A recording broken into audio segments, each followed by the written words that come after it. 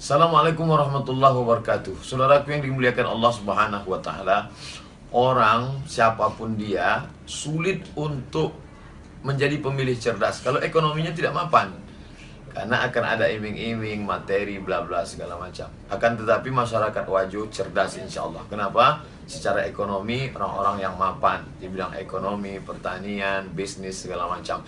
Tapi ekonomi yang mapan dengan orang-orang yang cerdas ini tidak cukup kalau tidak dipimpin oleh pemimpin yang juga smart, yang baik, yang cerdas.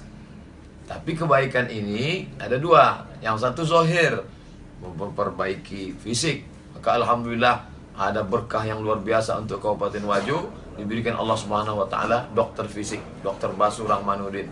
Dan ada pula dokter batin, spiritual, hati, langsung dari Al-Azhar Mesir, yaitu Ustadz Anwar Sadat Malik.